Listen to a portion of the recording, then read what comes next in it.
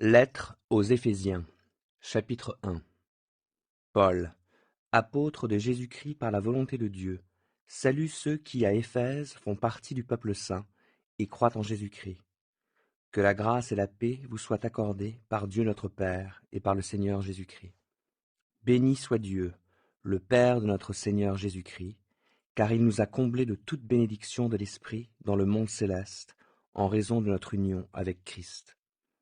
En lui, bien avant de poser les fondations du monde, il nous avait choisis pour que nous soyons saints et sans reproche devant lui. Puisqu'il nous a aimés, il nous a destinés d'avance à être ses enfants, qu'il voulait adopter par Jésus-Christ. Voilà ce que, dans sa bonté, il a voulu pour nous, afin que nous célébrions la gloire de sa grâce qu'il nous a accordée en son Fils bien-aimé. En Christ, parce qu'il s'est offert en sacrifice, nous avons obtenu la délivrance, le pardon de nos fautes. Dieu a ainsi manifesté sa grâce dans toute sa richesse, et il l'a répandue sur nous avec surabondance, en nous donnant pleine sagesse et pleine intelligence, nous ayant fait connaître le secret de son plan. Ce plan, il l'a fixé d'avance dans sa bonté en Christ pour conduire les temps vers l'accomplissement. Selon ce plan, tout ce qui est au ciel et tout ce qui est sur la terre doit être harmonieusement réuni en Christ. Et c'est aussi en Christ qu'il nous a accordé notre part d'héritage, conformément à ce qu'avait fixé celui qui met en œuvre toutes choses, selon l'intention qui inspire sa décision. Ainsi, nous avons été destinés d'avance à célébrer sa gloire, nous qui, les tout premiers, avons placé notre espérance dans le Messie. Et en Christ, vous aussi, vous avez entendu le message de vérité, cet évangile qui vous apportait le salut. Oui, c'est aussi en Christ que vous qui avez cru, vous avez obtenu de Dieu l'Esprit Saint qu'il avait promis et par lequel il vous a marqué de son sceau en signe que vous lui appartenez. Cet Esprit constitue l'acompte de notre héritage en attendant la délivrance du peuple que Dieu s'est acquis. Ainsi tout aboutit à célébrer sa gloire. Pour toutes ces raisons, moi aussi, après avoir entendu parler de votre foi au Seigneur Jésus et de votre amour pour tous les membres du peuple saint, je ne cesse de dire ma reconnaissance à Dieu, à votre sujet, quand je fais mention de vous dans mes prières. Je demande que le Dieu de notre Seigneur Jésus-Christ, le Père qui possède la gloire, vous donne, par son Esprit, sagesse et révélation, pour que vous le connaissiez. Qu'il illumine ainsi votre intelligence, afin que vous compreniez en quoi consiste l'espérance à laquelle vous avez été appelés. Quelle est la glorieuse richesse de l'héritage que Dieu vous fera partager avec les membres du peuple saint, et quelle est l'extraordinaire grandeur de la puissance qu'il met en œuvre en notre faveur, à nous qui plaçons notre confiance en lui. Cette puissance, en effet, il l'a déployée dans toute sa force en la faisant agir en Christ lorsqu'il l'a ressuscité et l'a fait siéger à sa droite dans le monde céleste. Là, Christ est placé bien au-dessus de toute autorité, de toute puissance, de toute domination et de toute souveraineté, au-dessus de tout nom qui puisse être cité, non seulement dans le monde présent, mais aussi dans le monde à venir. Dieu a tout placé sous ses pieds, et Christ, qui domine toutes choses, il l'a donné pour chef à l'Église qui est son corps, lui en qui habite la plénitude du Dieu qui remplit tout en tous. Éphésiens 2. Autrefois, vous étiez morts à cause de vos fautes et de vos péchés. Par ces actes, vous conformiez alors votre manière de vivre à celle de ce monde, et vous suiviez le chef des puissances spirituelles mauvaises, cet esprit qui agit maintenant dans les hommes, rebelle à Dieu. Nous aussi, nous faisions autrefois tous partie de ces hommes. Nous vivions selon nos mauvais désirs d'hommes livrés à eux-mêmes, et nous accomplissions tout ce que notre corps et notre esprit nous poussaient à faire. Aussi étions-nous, par nature, voués à la colère de Dieu, comme le reste des hommes. Mais Dieu est riche en bonté. Aussi, à cause du grand amour dont il nous a aimés, alors que nous étions spirituellement morts à cause de nos fautes, il nous a fait revivre les uns et les autres avec Christ. C'est par la grâce que vous êtes sauvés. Par notre union avec Jésus-Christ, Dieu nous a ressuscités les uns et les autres, et nous a fait siéger les uns et les autres dans le monde céleste. Il l'a fait afin de démontrer, pour tous les âges à venir, l'extraordinaire richesse de sa grâce qu'il a manifestée en Jésus-Christ par sa bonté envers nous. Car c'est par grâce que vous êtes sauvés, par le moyen de la foi. Cela ne vient pas de vous, c'est un don de Dieu. Ce n'est pas le fruit d'œuvres que vous auriez accomplies. Personne n'a donc de raison de se vanter. Ce que nous sommes, nous le devons à Dieu. Car par notre union avec Jésus-Christ, Dieu nous a créés pour une vie riche d'œuvres bonnes qu'il a préparées à l'avance, afin que nous les accomplissions. C'est pourquoi, vous qui portez dans votre corps la preuve que vous n'êtes pas des Juifs, et qui donc êtes traités d'incirconcis par ceux qui se disent les circoncis à cause d'un rite accompli sur leur corps et par des hommes, rappelez-vous quelle était votre situation autrefois. En ce temps-là, vous étiez sans Messie, vous n'aviez pas le droit de faire partie du peuple d'Israël, vous étiez étrangers aux alliances conclues par Dieu pour garantir sa promesse, sans espérance et sans Dieu dans le monde. Mais maintenant, par votre union avec Jésus-Christ, vous qui, autrefois, étiez loin, vous êtes devenus proches grâce au sacrifice de Christ. Car nous lui devons notre paix. Il a en effet instauré l'unité entre les Juifs et les non-Juifs et abattu le mur qui les séparait. En livrant son corps à la mort, il a annulé les effets de ce qui faisait d'eux des ennemis, c'est-à-dire de la loi de Moïse, dans ses commandements et ses règles. Il voulait ainsi créer une seule et nouvelle humanité à partir des Juifs et des non-Juifs qu'il a unis à lui-même en établissant la paix. Il voulait aussi les réconcilier les uns et les autres avec Dieu, et les unir en un seul corps, en supprimant par sa mort sur la croix ce qui faisait d'eux des ennemis. Ainsi, il est venu annoncer la paix à vous qui étiez loin, et la paix à ceux qui étaient proches. Car grâce à lui, nous avons accès, les uns comme les autres, auprès du Père par le même Esprit. Voilà pourquoi vous n'êtes plus des étrangers ou des résidents temporaires. Vous êtes concitoyens des membres du peuple saint. Vous faites partie de la famille de Dieu. Dieu vous a intégrés à l'édifice qu'il construit sur le fondement que sont les apôtres, ses prophètes, et dont Jésus-Christ lui-même est la pierre principale. En lui, toute la construction s'élève, bien coordonnée, afin d'être un temple saint dans le Seigneur, et, unis à Christ, vous avez été intégrés ensemble à cette construction pour former une demeure où Dieu habite par l'Esprit. Éphésiens 3. C'est pourquoi moi, Paul, le prisonnier de Jésus-Christ pour vous, les non-juifs, vous avez très certainement appris quelle responsabilité Dieu, dans sa grâce, m'a confiée à votre égard. Par révélation, il m'a fait connaître le secret de son plan que je viens de résumer en quelques mots. En me lisant, vous pouvez vous rendre compte de la compréhension que j'ai de ce secret, qui concerne Christ. En effet, Dieu ne l'a pas fait connaître aux hommes des générations passées comme il l'a révélé maintenant, par le Saint-Esprit, à ses apôtres, ses prophètes qu'il a consacrés à son service. Et ce secret, c'est que par leur union avec Jésus-Christ, les non-juifs reçoivent le même héritage que nous, les juifs, ils font partie du même corps et ont part à la même promesse par le moyen de l'Évangile. C'est de cet Évangile que je suis devenu le serviteur. Tel est le don que Dieu m'a accordé dans sa grâce par l'action de sa puissance.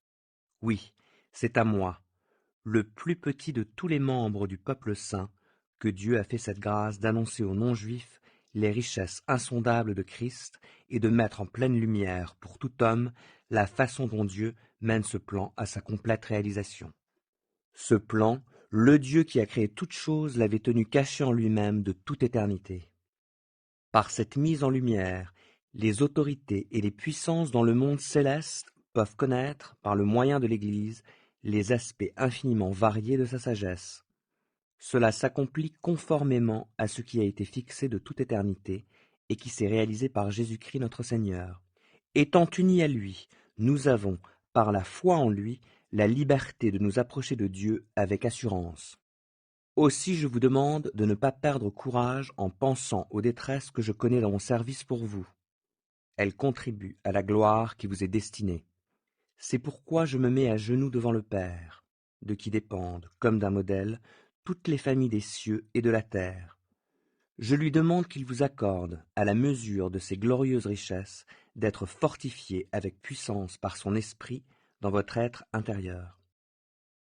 Que Christ habite dans votre cœur par la foi. Enraciné et solidement fondé dans l'amour, vous serez ainsi à même de comprendre, avec tous ceux qui font partie du peuple saint, combien l'amour de Christ est large, long, élevé et profond. Oui, vous serez à même de connaître cet amour qui surpasse tout ce qu'on peut en connaître, et vous serez ainsi rempli de toute la plénitude de Dieu.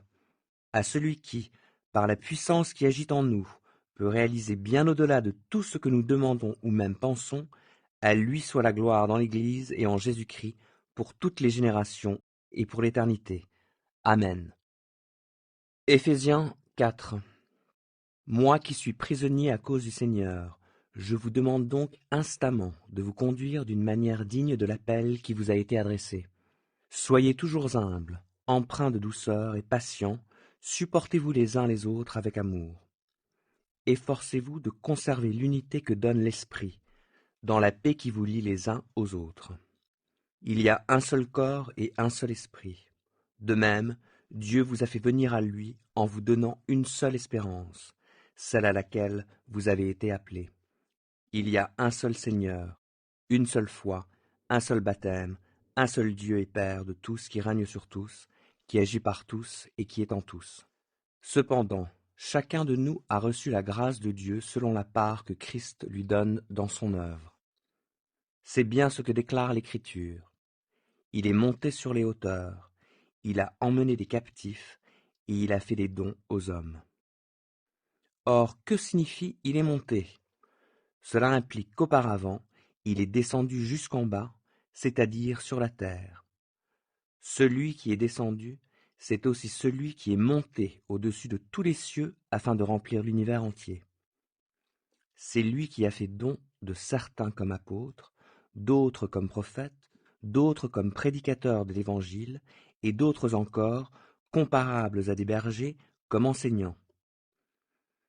Il a fait don de ces hommes pour que les membres du peuple saint soient rendus aptes à accomplir leur service en vue de la construction du corps de Christ. Ainsi nous parviendrons tous ensemble à l'unité dans la foi et dans la connaissance du Fils de Dieu, à l'état d'adulte, à un stade de maturité où se manifeste la plénitude qui nous vient de Christ. De cette manière, nous ne serons plus de petits enfants ballottés comme des barques par les vagues et emportés çà et là par le vent de toutes sortes d'enseignements, à la merci d'hommes habiles à entraîner les autres dans l'erreur. Au contraire, en exprimant la vérité dans l'amour, nous grandirons à tous égards vers celui qui est la tête, Christ. C'est de lui que le corps tout entier tire sa croissance pour s'affermir dans l'amour, sa cohésion et sa forte unité lui venant de toutes les articulations dont il est pourvu, pour assurer l'activité attribuée à chacune de ses parties. Voici donc ce que je vous dis, ce que je vous déclare au nom du Seigneur. Vous ne devez plus vivre comme les païens, qui suivent leurs pensées vides de sens. Ils ont, en effet, l'intelligence obscurcie et sont étrangers à la vie que Dieu donne, à cause de l'ignorance qui est en eux et qui provient de l'endurcissement de leur cœur. Ayant perdu tout sens moral, ils se sont livrés à l'inconduite pour se jeter avec frénésie dans toutes sortes de vices. Mais vous, ce n'est pas ainsi que vous avez appris Christ, puisqu'on vous a fait savoir ce qu'il est et qu'on vous a enseigné, dans le cadre de votre union avec lui, ce qui est conforme à la vérité qui est en Jésus. Cela consiste à vous débarrasser de votre ancienne manière de vivre, celle de l'homme que vous étiez autrefois, et qui se corrompait en suivant ses désirs trompeurs, à être renouvelé quant à votre esprit et votre intelligence, et à vous revêtir de l'homme nouveau, créé conformément à la pensée de Dieu, pour être juste et saint conformément à la vérité. C'est pourquoi, débarrassez du mensonge, que chacun de vous dise la vérité à son prochain. Ne sommes-nous pas membres les uns des autres ? Mettez-vous en colère, mais n'allez pas jusqu'à pécher. Que votre colère s'apaise avant le coucher du soleil. Ne donnez aucune prise au diable.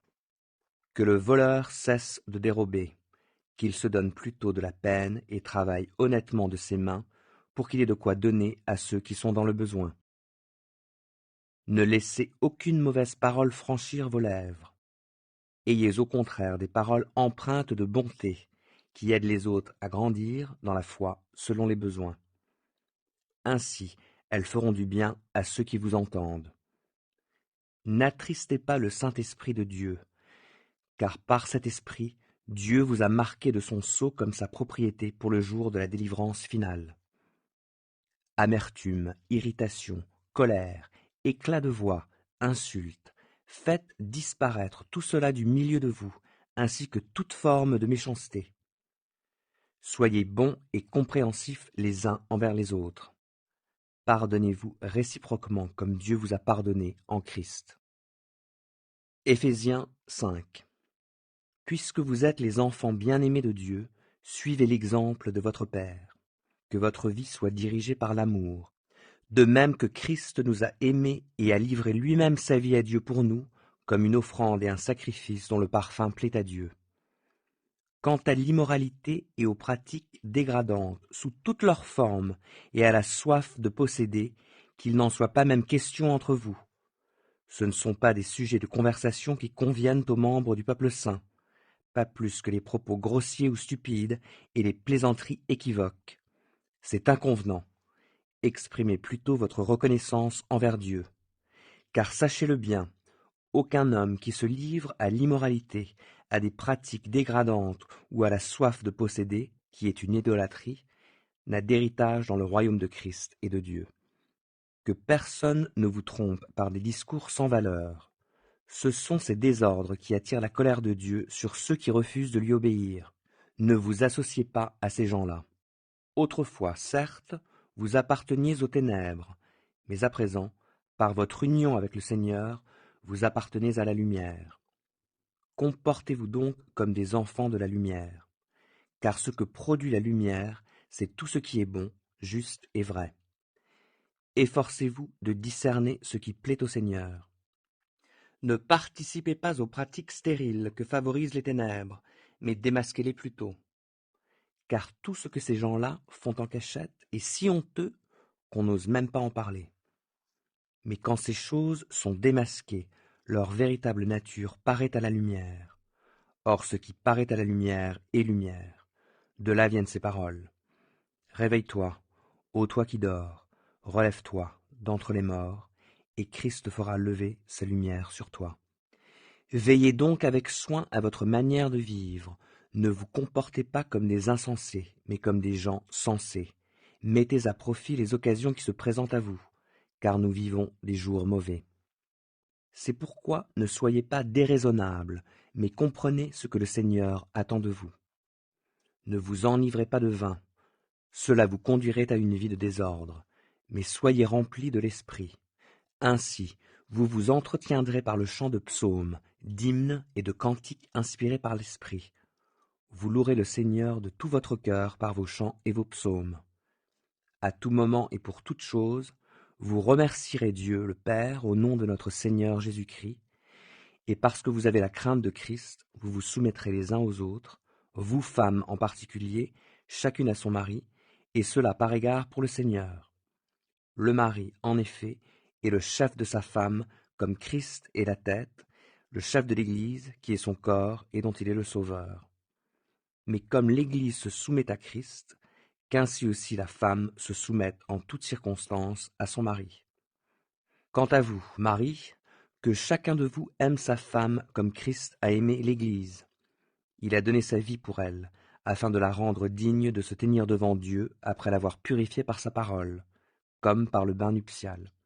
Il a ainsi voulu se présenter cette Église à lui-même, rayonnante de beauté, sans tache, ni ride, ni aucun défaut, mais digne de se tenir devant Dieu et irréprochable.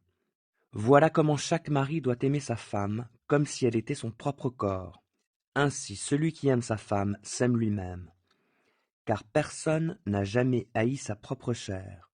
Au contraire, chacun la nourrit et l'entoure de soins, comme Christ le fait pour l'Église, parce que nous sommes les membres de son corps.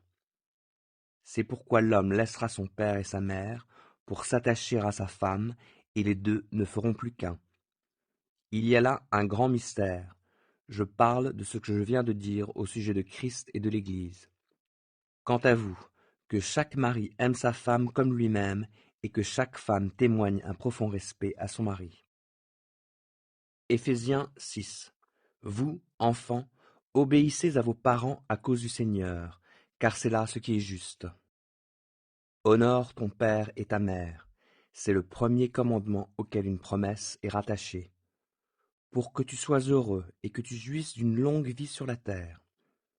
Vous, pères, n'exaspérez pas vos enfants, mais élevez-les en les éduquant et en les conseillant d'une manière conforme à la volonté du Seigneur.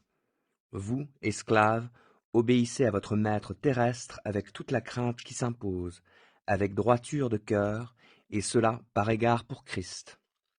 N'accomplissez pas votre tâche seulement quand on vous surveille, comme s'il s'agissait de plaire à des hommes, mais agissez comme des esclaves de Christ, qui accomplissent la volonté de Dieu de tout leur cœur. Accomplissez votre service de bon gré, comme pour le Seigneur et non pour des hommes. Car vous savez que chacun, qu'il soit esclave ou libre, recevra du Seigneur ce qui lui revient selon le bien qu'il aura fait. Quant à vous, maîtres, agissez suivant les mêmes principes envers vos esclaves, sans user de menaces, car vous savez que le Seigneur qui est au ciel est votre maître tout autant que le leur, et il n'agit jamais par favoritisme. Pour conclure, puisez votre force dans le Seigneur et dans sa grande puissance. Revêtez-vous de l'armure de Dieu afin de pouvoir tenir ferme contre toutes les ruses du diable. Car nous n'avons pas à lutter contre des êtres de chair et de sang, mais contre les puissances, contre les autorités, contre les pouvoirs de ce monde des ténèbres, et contre les esprits du mal dans le monde céleste. C'est pourquoi endossez l'armure que Dieu donne afin de pouvoir résister aux mauvais jours et tenir jusqu'au bout après avoir fait tout ce qui était possible. Tenez donc ferme, ayez autour de la taille la vérité pour ceinture, et revêtez-vous de la droiture en guise de cuirasse. Ayez pour chaussures à vos pieds la disponibilité à servir l'évangile de la paix. En toutes circonstances, saisissez-vous de la foi comme d'un bouclier avec lequel vous pourrez éteindre toutes les flèches enflammées du diable. Prenez le salut pour casque et l'épée de l'esprit, c'est-à-dire la parole de Dieu. En toutes circonstances, faites toutes sortes de prières et de requêtes sous la conduite de l'esprit. Faites-le avec vigilance et constance, et intercédez pour tous les membres du peuple saint, en particulier pour moi. Demandez à Dieu de me donner, quand je parle, les mots que je dois dire pour annoncer avec assurance le secret que révèle l'Évangile. C'est de cet Évangile que je suis l'ambassadeur, un ambassadeur enchaîné. Priez donc pour que je l'annonce avec assurance, comme je dois en parler. Pour que vous connaissiez vous aussi ma situation et que vous sachiez ce que je fais, Tychik, notre cher frère, qui est un serviteur fidèle dans la communion avec Christ, vous mettra au courant de tout ce qui me concerne. Je l'envoie exprès chez vous, pour qu'il vous donne de mes nouvelles et vous encourage ainsi. Que Dieu le Père et le Seigneur Jésus-Christ accordent à tous les frères et sœurs la paix et l'amour avec la foi. Que Dieu donne sa grâce à tous ceux qui aiment notre Seigneur Jésus-Christ d'un amour inaltérable.